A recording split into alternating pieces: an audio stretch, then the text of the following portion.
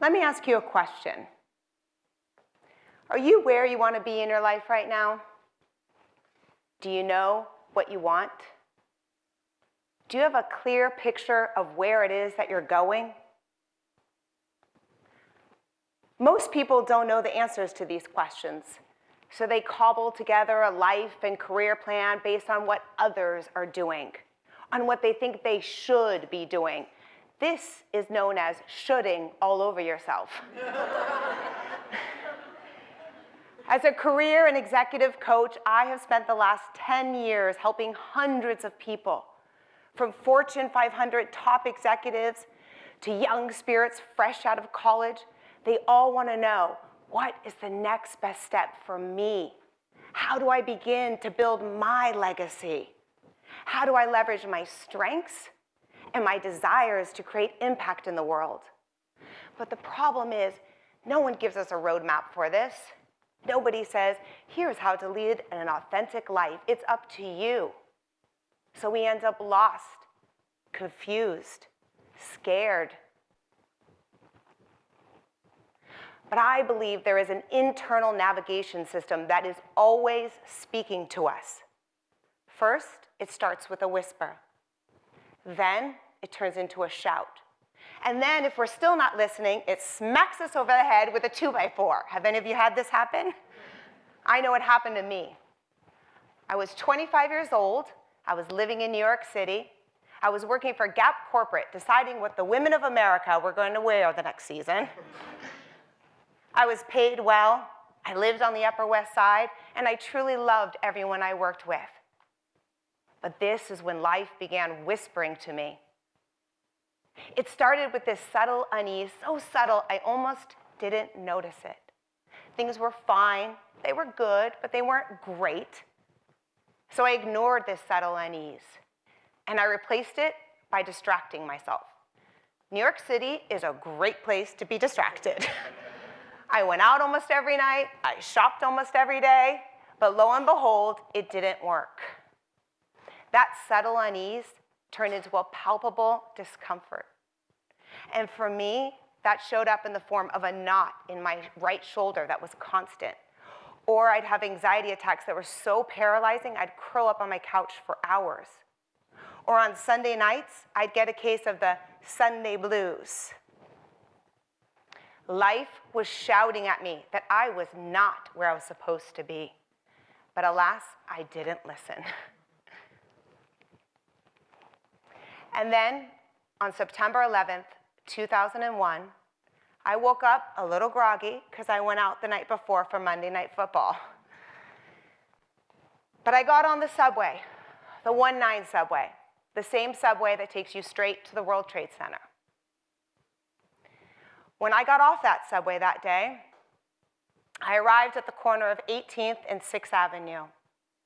And I saw groups of people gathered together, all pointing downtown with a look of shock, horror, and fear on their faces.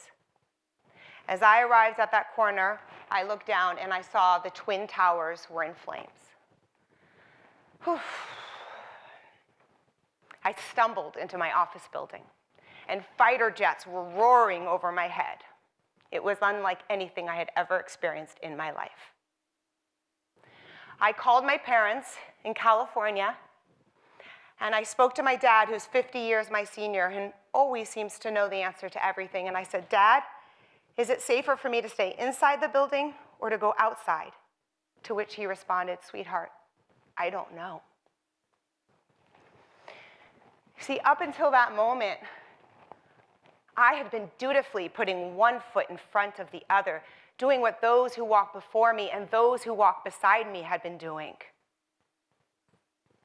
But on that 50-block walk home back to my apartment, I realized my next steps must be taken with purpose, because I realized everything can change in an instant. Nothing is guaranteed. And since that day, I have been on a journey of ups and downs and valleys and cliffs, but to carve out my own path that is unique to me, and I have been helping others to do the same. Now, this path is not always easy. It can be lonely because no one else is doing what you're doing. It could be confusing because there is no roadmap. But I can tell you it is the most fulfilling path that is filled with the greatest gifts because each step is taken with purpose, uniquely suited for you. So the question is, how? How do you do this? We all want to do it, but how? I believe there are 3 crucial steps to carving out your own path and beginning to build your legacy. First, you must create the time and space for reflection. Have you ever noticed that at every stoplight or every moment you have downtime, what happens? Grab the phone, flip through social media, sit down at your desk, turn on the computer, or turn on the TV. We can't hear that voice that's speaking to us. So I encourage you, go for a long walk. Go to a coffee shop, bring a journal and a pen, and write a letter to yourself from you 2.0, the next version of you. What advice would they give you? Next, number 2, replace how with I wonder how. You see, when you're thinking about how you're going to achieve your dream, your brain scans all the experiences that you've had, and it turns up with 0 search results. Because guess what? You've never done it before. But when you say, I wonder how, your brain says, oh, we're just playing, we're just gonna imagine? Okay, that's fine, I wonder, And it gets really creative, and your inner critic starts to quiet down. Number 3, take small steps. You have no idea what's going to happen next year, 2 years, 5 years, or tomorrow. So take just that next step, whether that means signing up for a newsletter, signing up for a class, telling somebody what your dream is. Take the small steps. And when you begin this journey, I ask you to remember the wise words of the poet Robert Frost. 2 roads diverged in a wood, and I took the one less traveled by, and that has made all the difference. Thank you.